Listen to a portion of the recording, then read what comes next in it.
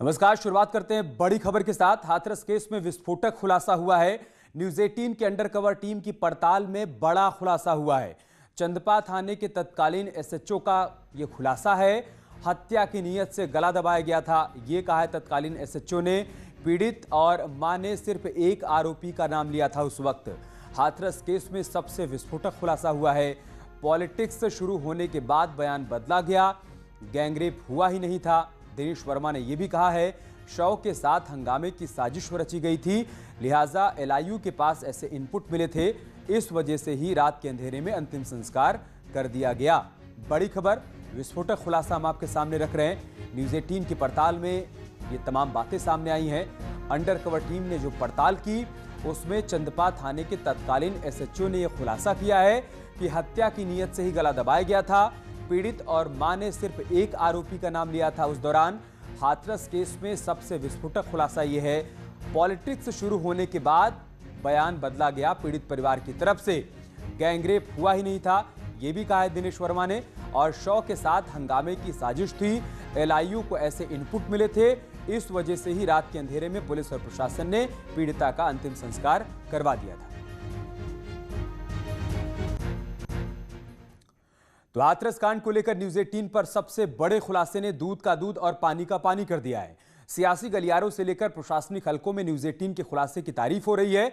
जनता के सरोकार को सबसे ऊपर रखते हुए हम एक बार फिर से साफ कर देना चाहते हैं कि हमारा मकसद किसी का पक्ष लेना नहीं है, बल्कि उस पक्ष को सामने लाना है जिसे जनता नहीं देख पा रही है। न्यूज 18 के खुलासे से साफ हो गया है कि हाथरस केस में सच पर पर्दा डाला गया।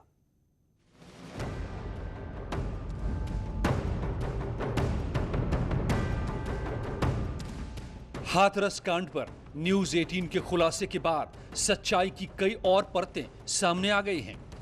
एक एक कर हाथरस के सभी किरदारों ने खुफिया कैमरे पर हाथरस कांड का पूरा कच्चा चिट्ठा खोल दिया। मैनिपुलेट किया गया, पोस्टमार्टम की रिपोर्ट भी और नहीं गलत। ये ऐसी ना कंडीशन की चलती ना ऐसा कोई वो था। अगर ये चीज होती आदमी गांव से ही चिल्ला के आता है, शायद रेप कर दिया। रेप वाली बात तो आई नहीं उनके दिमाग में, कहीं भी नहीं आई। माँ के नहीं हुआ है, ना माँ के दिमाग में आई, ना भाई के दिमाग में, ना लड़की में, कभी कहीं कहीं नहीं। इस बड़ी गवाही के बाद बीजेपी के नेताओं ने न्यूज 18 को धन्यवाद दिया।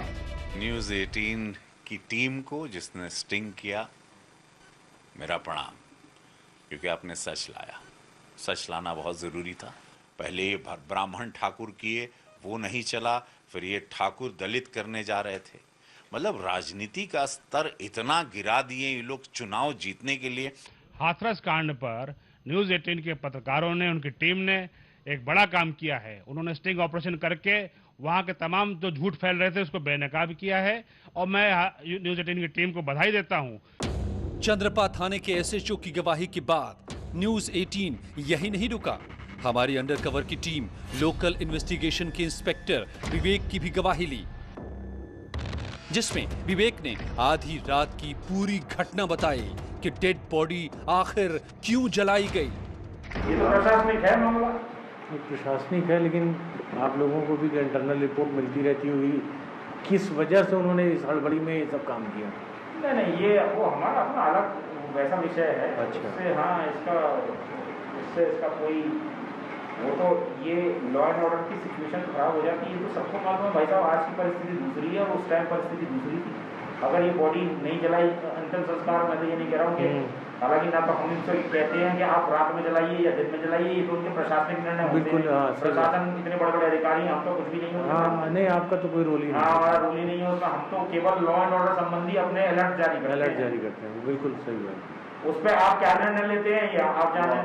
और अगर ये बात बिल्कुल सही थी कि अगर जो है उस दौरान अगर ये घटना रात में अंत्येष्टि ना होती तो नेक्स्ट डे बहुत बड़ी समस्या होती ना। क्या आपने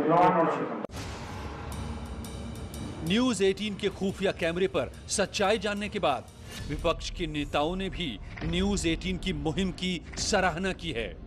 ये न्यूज 18 एक निष्पक्ष चैनल है, उसको बधाई। लेकिन मैं आशा करती हूं कि गैंगरेप पीड़िता का आखिरी वीडियो बयान जिसमें उसने अपनी व्यथा को व्यक्त किया है। क्यों अब तक मीडिया प्रतिबंधित था, क्यों अर्धरात्रि में अंत्येष्टि की गई। मैं धन्यवाद देना चाहूंगा न्यूज 18 को, जिस प्रकार से बेबाक पत्रकारिता करके बहुत से सच निकाले हैं, जिसमें पीड़ित परिवार को एक तरीके से आरोपी साबित करने का सब लोग प्रयास कर रहे हैं, सच्चाई को छिपाया जा रहा है राजनीतिक दबाव में, लेकिन न्यूज 18 के पत्रकारों ने बहुत सी चीजों को, सच को सामने लाए हैं। न्यूज 18 पर हाथरस की गवाही का सिलसिला लगातार चलता रहा। हमारी अंडरकवर टीम ने निलंबित सीओ राम शब्द से हाथरस की असली कहानी जानने की कोशिश की, जिसमें राम शब्द ने गैंग रेप की कहानी से पर्दा हटाया। शुरुआत में बलात्कार वाली कोई बात ही नहीं आई। कुछ नहीं, FIR में कहीं कुछ नहीं। नहीं, उन्होंने जो कंप्लेंट लिखी थी उसमें कुछ नहीं। वही तो FIR में तहरीर जो उसी को उसमें कुछ नहीं, उन्होंने कुछ नहीं बोला। एक जो मीडिया के लोग भी थे, उन्होंने भी पूछा तो उन्होंने कहा संदीप निकाला गया, जान से मान लेंगे। गैंगरेप कहाँ से हो गया वैसे? 22 तारीख से पता नहीं कैसे। प्रशासनिक अधिकारी भी मानते हैं कि न्यूज 18 की मुहिम ने कई अफवाहों को खत्म कर दिया है कि सही तथ्यों तक पहुंच सके, कौन असली दोषी हैं, उसका पूरा पर्दाफाश हो सके। इसके लिए मैं न्यूज 18 द्वारा चलाई जा रही मुहिम की प्रशंसा करता हूं। हाथरस केस की खबरें जो परोसी जा रही थी, उस पर न्यूज 18 के खुलासे ने विराम लगा दिया है। Bureau report, news 18।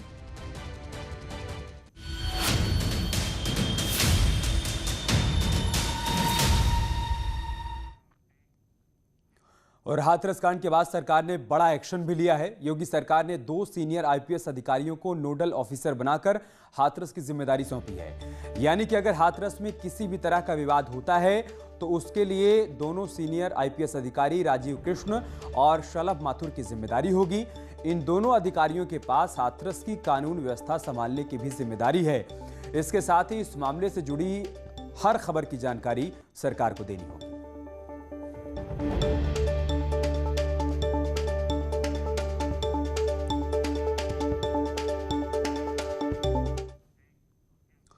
हाथरस कांड को लेकर न्यूज 18 के खुलासे के बाद भले ही रेप पर राजनीति करने वालों की दुकान बंद हो गई हो, लेकिन कुछ लोग अभी भी इससे बाज नहीं आ रहे हैं। सुहेलदेव भारतीय समाज पार्टी के अध्यक्ष और पूर्व मंत्री ओम प्रकाश राजभर ने आरोप लगाया है कि बीजेपी हाथरस कांड में अपने लोगों को बचाने की कोशिश कर रही है। उन्होंने कहा कि अपनों को बचाने के लिए अधिकारी हर रोज बयान बदल रहे हैं। राजभर ने कहा कि अगर रेप नहीं हुआ तो फिर 376 का मुकदमा क्यों लिखा गया। अब आप बताइए कि पुलिस की संरक्षण में पंचायत हो रही हो और चुनौती दे रहा हो व्यक्ति, जाति उन्माद फैलाया जा रहा हो, उसके खिलाफ कार्रवाई नहीं होगी, क्योंकि वो बीजेपी के लोग हैं, बीजेपी के समर्थक, इस नाते कार्रवाई नहीं होगी। अगर वो बात अगर कहीं कांग्रेस के लोगों ने किया होता, बसपा के लोग किए होते, सपा के लोग किए होते, तो अब तक वो जेल में होते। ये अपराधियों को बचा रही है सरकार। हाथरस केस में यूपी सरकार आज सुप्रीम कोर्ट में दाखिल करेगी हलफनामा। इसके अलावा इलाहाबाद हाई कोर्ट में भी हाथरस से जुड़ी याचिका पर आज सुनवाई होनी है। 2 बड़ी खबरें हैं आज जिस पर लोगों की नजर बनी रहेगी। एक तो सुप्रीम कोर्ट में आज यूपी सरकार की तरफ से हलफनामा दाखिल किया जाएगा। सुप्रीम कोर्ट ने यूपी सरकार से सवाल किया है कि रात के अंधेरे में अंतिम संस्कार क्यों किया गया।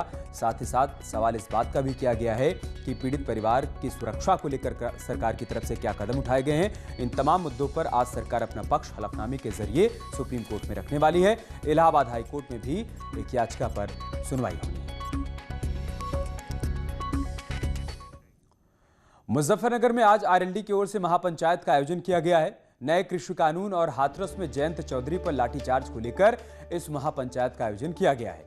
कई राजनीतिक दलों ने इसे अपना समर्थन दिया है और कई मुखिया भी इस पंचायत में मौजूद रहेंगे। जनता दल एस के सांसद पी रेवन्ना, समाजवादी पार्टी के पूर्व सांसद धर्मेंद्र यादव, कांग्रेस पार्टी के सांसद दीपेंद्र हुड्डा, अभय चौटाला समेत दिल्ली, हरियाणा और राजस्थान के कई बड़े नेता इस महापंचायत में शामिल होंगे। महापंचायत को लेकर भारी संख्या में पुलिस बल को भी तैनात किया गया है। केंद्र सरकार द्वारा जो अध्यादेश लाके इन्होंने कानून बनाया, ये कानून तो किसान की कमर तोड़ने वाला कानून है। किसान को इन्होंने जो है सड़कों पर ला दिया। जो है हमारे युवा नेता माननीय जयंत चौधरी जी, हाथरस की घटना है, उनके परिवार से मिलने जा रहे थे। प्रशासन के वहाँ का रवैया, भाई आप लाठी के दम पर चलाओगे क्या इस प्रदेश को? तानाशाही नहीं चलने की। आप राष्ट्रीय लोकदल की आवाज़ लट से नहीं दबा सकते। तो आज महापंचायत बुलाई गई है। नए कृषि कानून का विरोध होगा, साथ ही साथ विरोध इस बात का भी होगा कि हाथरस में जयंत चौधरी पर लाठीचार्ज क्यों की गई।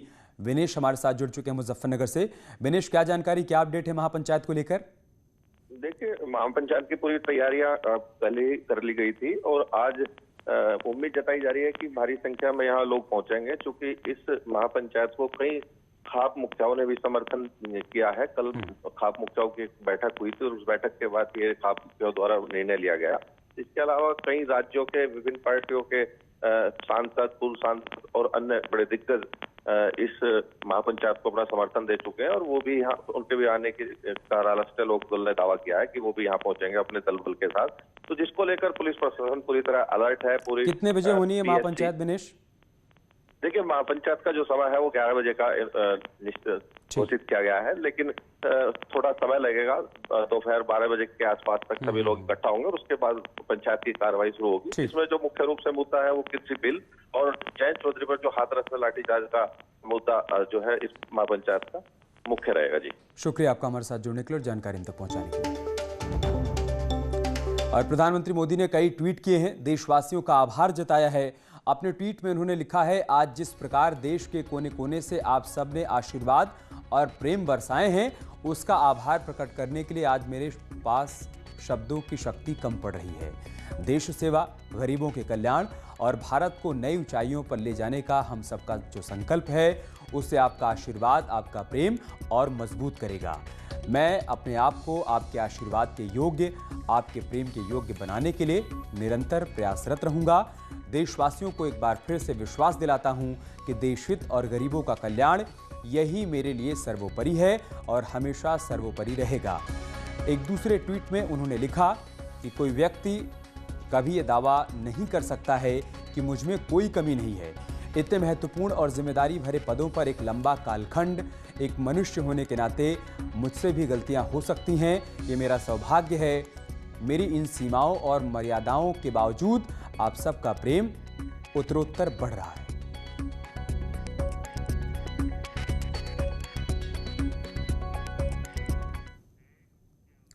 खबर नोएडा से, जहां पर होशियारपुर गांव में बीजेपी की जिला इकाई ने कृषि बिल को लेकर प्रेस कॉन्फ्रेंस की। इस मौके पर स्थानीय विधायक पंकज सिंह और सांसद महेश शर्मा ने लोगों को संबोधित करते हुए कहा कि ये बिल किसानों के हित में है और किसानों के हितों को लेकर सरकार प्रतिबद्ध है। वहीं सांसद महेश शर्मा ने इस दौरान कांग्रेस पर जमकर निशाना भी साधा। उन्होंने विपक्ष पर एमएसपी को लेकर किसानों को बरगलाने और भ्रम की स्थिति पैदा करने का आरोप लगाया। किसान का हित कैसे? स्वामीनाथन आयोग बना, स्वामीनाथन आयोग की मांगों को जो उन्होंने संस्तुतियां की, उन संस्तुतियों को लागू किया जाए, कांग्रेस के घोषणा पत्र में है। और आज वही कांग्रेस इस बिल का विरोध कर रही है। किस मुंह से वह जवाबदेही होगी कि जब असली चेहरा उनका सामने आएगा और आ भी चुका है। किसानों को खासतौर पर गुमराह करने की कोशिश कर रहे हैं। कुछ मुद्दों को लेकर एपीएमसी या एमएसपी को लेकर वह खास तौर पे किसानों को गुमराह करने की कोशिश कर रहे हैं। लेकिन भारतीय जनता पार्टी के हमारे नेता और देश के यशस्वी प्रधानमंत्री आदरणीय नरेंद्र मोदी जी ने बहुत स्पष्ट कर दिया है कि एमएसपी पहले भी थी, आज भी है और भविष्य में भी रहेगी। सोनभद्र के जिला जेल में बंद कैदी हीरालाल की संदिग्ध परिस्थितियों में मौत हो गई। 65 साल का बुजुर्ग हीरालाल पुलिस ने जुलाई 2019 में हुए घेरावल नरसंहार के बाद इसे गिरफ्तार किया था। तब से वो इसी जेल में बंद था। पुलिस ने जिला अस्पताल में पोस्टमार्टम करवाया और परिजनों को शव सौंप दिया है। जेल कर्मियों का कहना है कि हीरालाल को लीवर की बीमारी थी और उसका जिला अस्पताल और बीएचयू से इलाज भी चल रहा था, लेकिन परिजन मौत पर सवाल उठा रहे हैं। उसके बेटे ने पिता को बेकसूर बताते हुए पुलिस पर गलत तरीके से फंसाने का आरोप लगाया। लगभग 1.5 साल से गुनमा जेल में थे। इनको निर्दोष पकड़कर पुलिस वाले बंद किए थे। अभी इनके ऊपर कोई जो है कि नहीं लगा था केस। किस मामले में बंद किए थे? ये मामले में बंद हुए थे जो भा नरसंहार हुआ था, उसी मामले में बंद हुए थे। यार रुक रहे एक छोटे से ब्रेक के लिए, जल्द लौटेंगे कुछ और खबरों के साथ।